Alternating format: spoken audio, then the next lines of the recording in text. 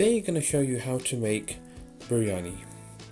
So please remember to subscribe and click on the channel, and don't forget to set the notifications. Now first of all, it says beef biryani, but I use chicken. It's up to you to use either mutton or lamb. So first of all, I've got 2 chickens, which is tandoori size, and then I've got 4 to 5 onions. Here's the whole ingredients of what other things have been put in there, so please do note them. And then from there, 1.5 kg of basmati rice, and you can see here I've got ginger, garlic, green chilies and tomatoes.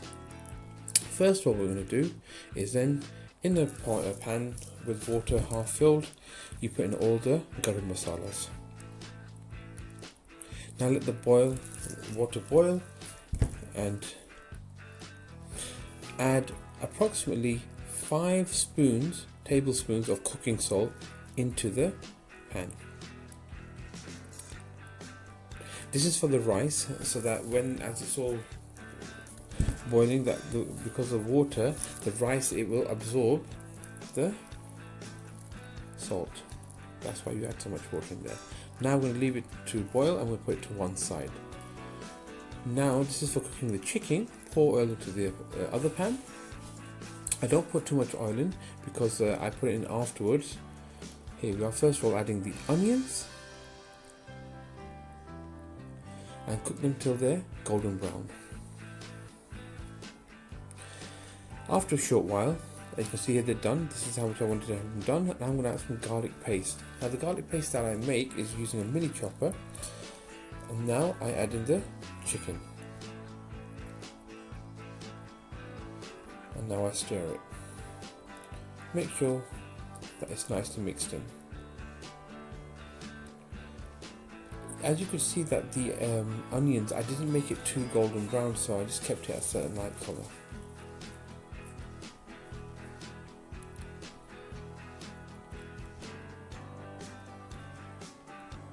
Everyone has their own recipe and the way to do it, but I don't. I prefer it just to be light, very light kind of brown, not dark.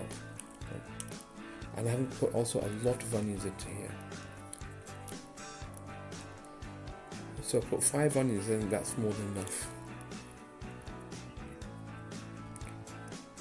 Now we'll start adding in the green chilli and the ginger, which again I've used a mini chopper to add into there. I don't use shop paste, I make it myself, so I tend to grind like a chopper. It's a smaller machine where you can just add it into there, and then you just have it all chopped into there. Same with garlic, ginger and green chilies. Here's some masalas. So I'm going to add in, these are my own little recipes that I add into there to give it my own taste.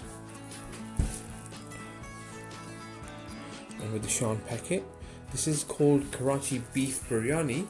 I know it says beef, but I actually use it in chicken. You can use it in mutton, it's up to you. My family, we prefer it in chicken, so that's why we made it here. And a lot of people that have tried it also like it in here.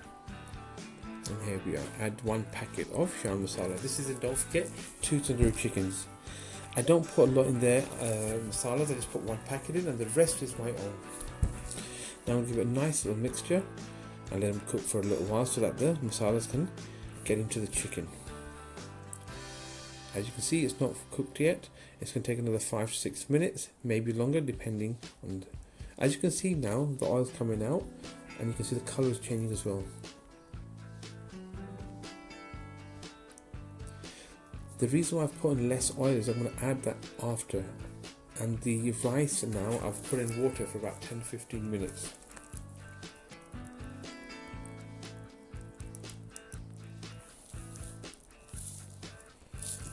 Your chicken is now ready.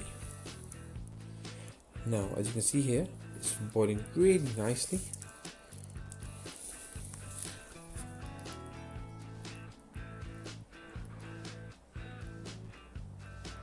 Now I'm going to add the rice into there. So 15 to 20 minutes you would leave the rice in water, but wash it approximately 7 to 8 times so you get it nice and clean first of all.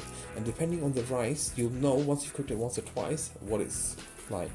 Please don't forget to subscribe and click on the notification bell.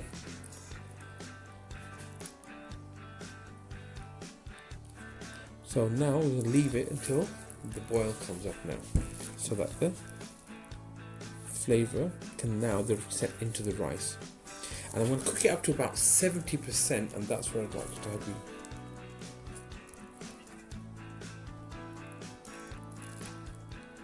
And just leave it up to there, so to 70%, and let it just. Now, and a bit of lemon there as well, just to add it, just give it a bit of it's good for the rice, it opens it up a little bit more. Now the onions for browning to put on top, and a couple of onions I get, and then fry them in oil, and then I'm just going to cook them in a pan, make them nice and golden brown, a bit more darker brown, so I'm going to add them at the end.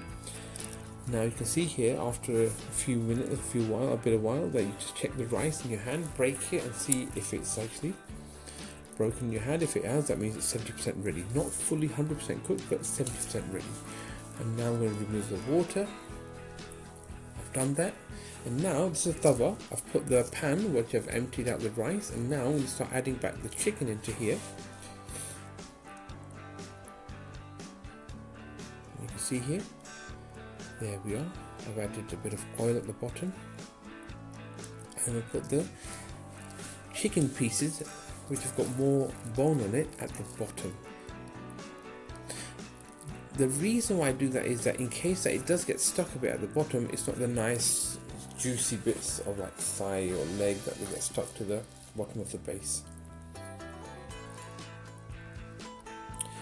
Now I'm going to add a little bit of oil there at the bottom, just this fresh oil, just so that the rice doesn't get attached to the bottom of the pan. This is food colour I put in there, egg yellow, 1 tablespoon in a cup of water. I mix it with water, and then I put a bit of rice in there, and then I spread the rice evenly into the pan.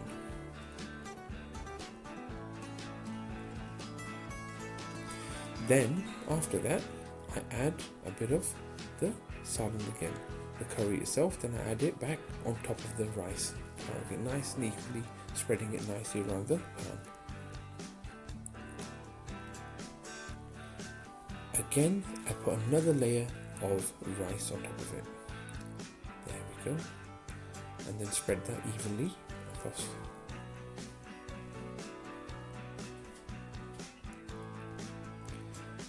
The big pieces of garam masala, you can see that there, you can remove them now, which comes into your hand. So a lot of people don't like that taste in your mouth. You don't want to have it in your mouth, but it's just nice that it's into the rice, so you can remove them as you feel. There you are, you see removing another bit there.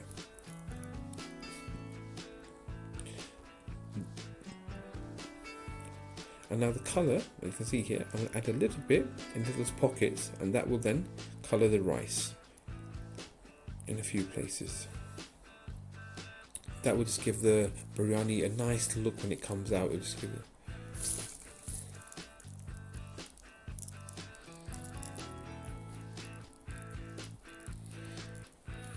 Now I'm going to be adding all the extra bits here, as you can see here.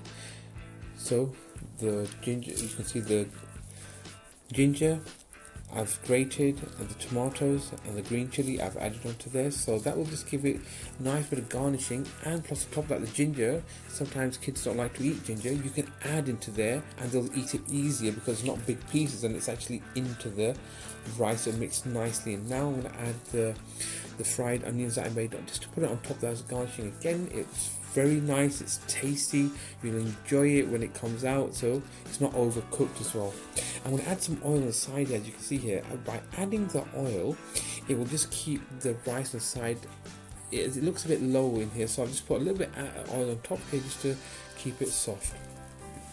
And that's how you're going to put it in there, on the sides and a little bit on top. Now put foil on top of the pan, and then cover it with the lid and put on full heat for about 3 to 4 minutes, and then put it onto low heat. After a few minutes, which is